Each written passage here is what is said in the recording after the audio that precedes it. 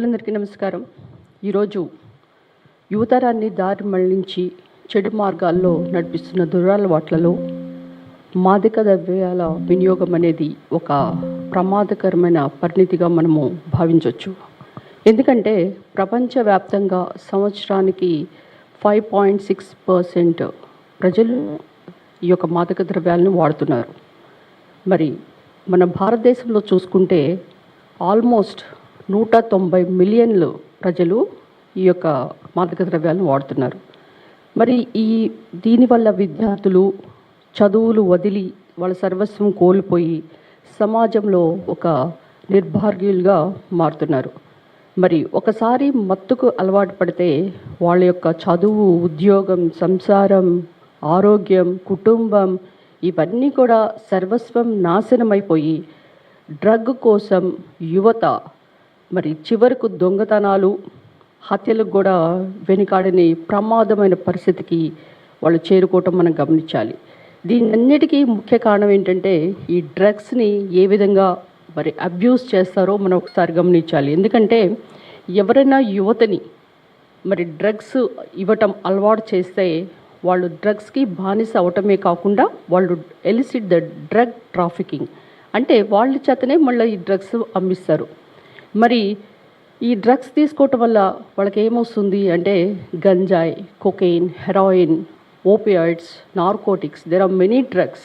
ఈ narcotic drugs వాడటం వల్ల చాలామంది కూడా ఈ యొక్క సెంట్రల్ నర్వ్ సిస్టమ్ అనేది యాక్టివ్ అయిపోవటం, తద్వారా వాళ్ళకి ఎలాంటి బాధలున్నా వాళ్ళు మర్చిపోవటం, సడన్గా వాళ్ళ ఫేస్ మీద హాట్ ఫ్లాషెస్ అంటే ఒక రకమైన ఎరుపు రంగు రావటం, మెడ మీద రావటం, మరి వాళ్ళు తీసుకున్న వాళ్ళకి వెంటనే ఒక ఎనర్జీ వచ్చినట్లు, it causes a boosting of the energy and సడన్గా బీపీ, హార్ట్ రేట్ పెరగటం. మరి చాలామంది హాలుసినేషన్స్ అంటారు, అంటే ఈ డ్రగ్స్ తీసుకున్న వాళ్ళకి అదొక అలవాటు ఉంటుంది. ఎందుకంటే వాళ్ళ రియాలిటీలో వాళ్ళొక పాపర్స్ కావచ్చు, లేదా వాళ్ళు చాలా బాధలు పడవచ్చు, డిప్రెషన్లో ఉండొచ్చు. ఎప్పుడైతే ఈ డ్రగ్స్ వాడతారో సడన్గా వాళ్ళ యొక్క థాట్ ప్రాసెసింగ్ అనేది చేంజ్ అవుతుంది. అంటే ఏంటంటే వాళ్ళు ఏం చూస్తున్నారో, ఏం వింటున్నారో అదంతా కూడా రివర్స్గా వాళ్ళకి కనిపిస్తుంది, అంటే which is not there. So ఇలాంటి ఒక వింత అనుభూతిని, ఒక యాజ్ ఇఫ్ ఒక స్వర్గానికి పోయిన అనుభూతిని వాళ్ళు పొందటం వల్ల, ఈ డ్రగ్స్ తీసుకోవటం వల్ల వాళ్ళ యొక్క బాధలు తగ్గిపోయి వాళ్ళు ఒక యూఫోరియాలోకి వెళ్ళటం వల్ల ఈ డ్రగ్స్ ఒకదానికి అలవాటు పడతారు.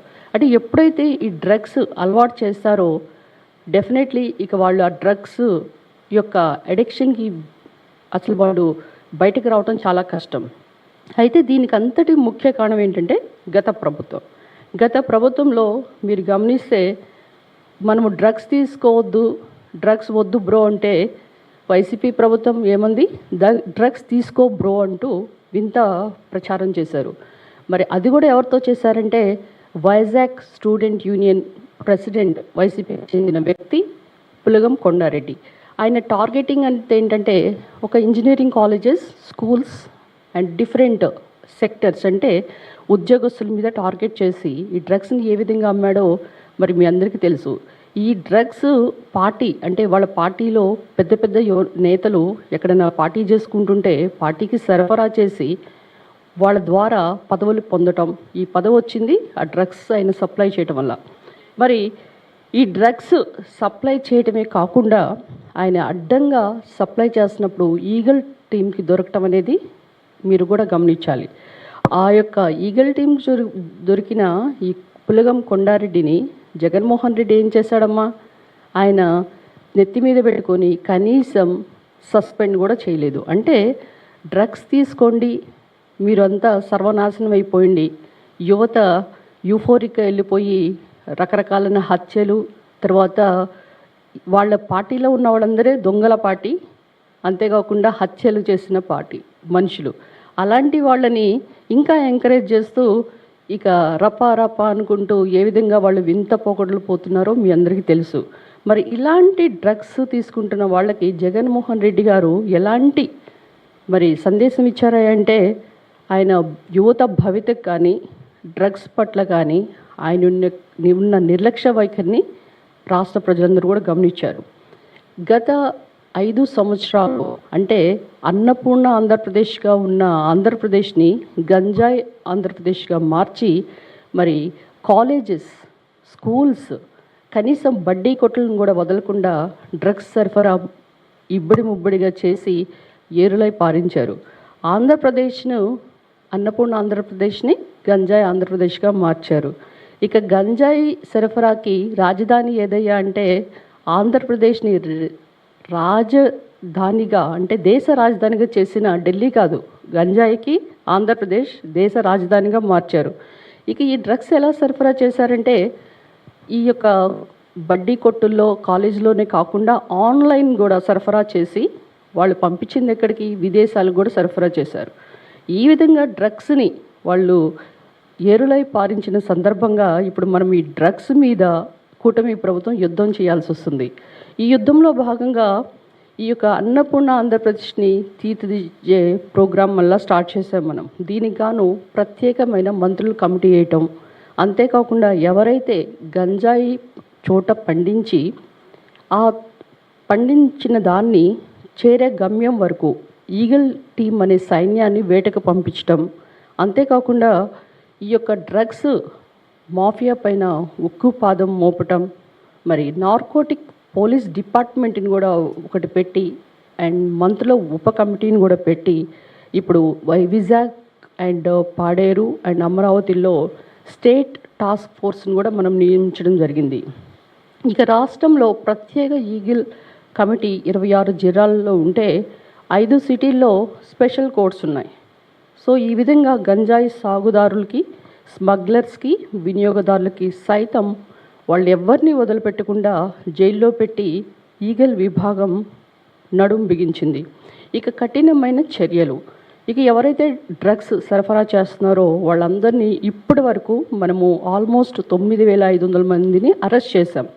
అంతేకాకుండా ఈ కఠినమైన చట్టాలైన పిఐటి అండ్ ఎన్డిపిఎస్ అంటే narcotic drugs and psychotropic substances act 1985, దీంట్లో ఏంటంటే ఎవరైతే ఈ డ్రగ్స్ సరఫరా చేస్తున్నారో వాళ్ళందరి మీద కఠినమైన చర్యలో భాగంగా 75 మందిని మనం అరెస్ట్ చేశాం. అంతేకాకుండా 17 మంది ఎవరైతే ఈ డ్రగ్స్ సప్లై చేశారో వాళ్ళ యొక్క ఆర్థిక లావాదేవీల్ని మనం గమనించి వాళ్ళ యొక్క ఆస్తుల్ని అంటే 10.5 కోట్లు మనం సీజ్ చేయడం కూడా జరిగింది. ఇక ఎక్కడైతే ఈ యొక్క పంట పండిస్తున్నారో గంజాయి, ఈ నార్కోటిక్స్, అక్కడ మనము ఆ ప్రాంతాలను ఐడెంటిఫై చేసి అంటే 858 హాట్ స్పాట్స్ని మనం గుర్తించి అందులో 850 వరకు మనం జియో ట్యాగ్ చేయటం జరిగింది. అంతేకాకుండా మనము డ్రోన్స్ సహాయంతో ఎక్కడైతే ఈ యొక్క గంజాయి పండిస్తున్నారో వాటిని మనం విధ్వంసం చేయటం కూడా జరిగింది. ఈ యొక్క పండించిన పంటని అల్లూరి సీతారామరాజు జిల్లా నుంచి మరి వాహనాల ద్వారా వాళ్ళు సరఫరా చేస్తే మనం ఆ వెహికల్స్ని కూడా సీజ్ చేసాం. ఇక వాళ్ళందరూ కూడా పరివర్తన అనే పేరిట ఒక సంస్థ ద్వారా మనము వాళ్ళకి సమావేశాలు నిర్వహించి మరి వాళ్ళకి ఈ డ్రగ్స్ మనం వాడటం వల్ల కానివ్వండి, పండించడం వల్ల కానివ్వండి, ఈ సరఫరా చేస్తున్న వాళ్ళకు కూడా మనందరం కలిసి ఇవి కనుక వాళ్ళు సరఫరా చేస్తే వాళ్ళకి ఎలాంటి కఠినమైన చర్యలు తీసుకోబడతాయో, అంతేకాకుండా వీటి బదులు మరి మనకి వాళ్ళు చేస్తున్న పని ఏంటి, ఈ డ్రగ్స్ని పండించడమే, గంజాయి లాంటివి. కానీ మరి ఆ పంటల బదులు ఈ యొక్క మనం ఏం చేస్తున్నామంటే సిల్వర్ ఓక్, సీతాఫలం, జీడి మామిడి, అవకాడో, డ్రాగన్ ఫ్రూట్స్ అలాంటివి ఆల్మోస్ట్ 4 లక్షల మొక్కలు ఇచ్చి వాళ్ళకి ఈ ప్రత్యామ్నాయ పంటలు పండించేటట్లు చేశాం. మరి చాలామంది కూడా వాళ్ళకి మరి మాకు ఎలాంటి ఆధారం లేదు, మేము ఎలా బ్రతకాలి అని గిరిజనులందరూ కూడా వాళ్ళు బాధపడకుండా వాళ్ళకి జాతీయ ఉపాధి హామీ పథకం కింద పని దినాలు కల్పించాం. మరి ఎవరైతే ఈ డ్రగ్స్ సరఫరా చేస్తున్న రైళ్ల ద్వారా ఒడిస్సా నుంచి మన రాష్ట్రంకి వస్తున్న రైళ్ళని కనీసం వారానికి 3 సార్లు తనిఖీ చేస్తున్నాం. ఇక మన ఫోకస్ అంతా విద్యా సంస్థలపైన, ఎందుకంటే ఇప్పుడు మనం మాట్లాడుకున్నాం అంటే స్కూల్స్ మీద, కాలేజెస్ మీద వాడు ఎక్కువ టార్గెట్ చేస్తున్నారని. సో తద్వారా ఏంటంటే మనము సేఫ్ క్యాంపస్ జోన్ అంటే పొగలేని వాతావరణం, అంతేకాకుండా మత్తు పదార్థాలు వినియోగించకుండా ఆల్మోస్ట్ 5,000 పాఠశాల కాలేజెస్లో 40,000 పైగా మనము ఈగల్ క్లబ్స్ని స్థాపించడం జరిగింది. ఈ క్లబ్స్ ద్వారా ఏంటంటే వాళ్ళు 8400 అవగాహన సదస్సు కల్పించి మరి ఇలాంటివి కనుక డ్రగ్స్ వాడితే వాళ్ళు ఎలాగా నష్టాలు పడతారో, వాళ్ళ జీవితాలు ఎలా నాశనం అవుతాయో, వాళ్ళు ఏ విధంగా రోడ్డు మీద పడతారో ఇవన్నీ కూడా మనకు వాళ్ళు ఎక్స్ప్లెయిన్ చేసి యువతకి మనం ఇచ్చే చైతన్యం పరుస్తూ వాళ్ళకి మనం ఇచ్చే సందేశం ఏంటంటే డ్రగ్స్ వద్దు బ్రో అని. కనుక ఈ విధంగా మనం అవగాహన చేయటం వల్ల ఈ సేఫ్ క్యాంపస్ జోన్ క్రియేట్ చేయటం వల్ల విద్యార్థుల్లో ఒక పరివర్తన స్టార్ట్ అవుతుంది.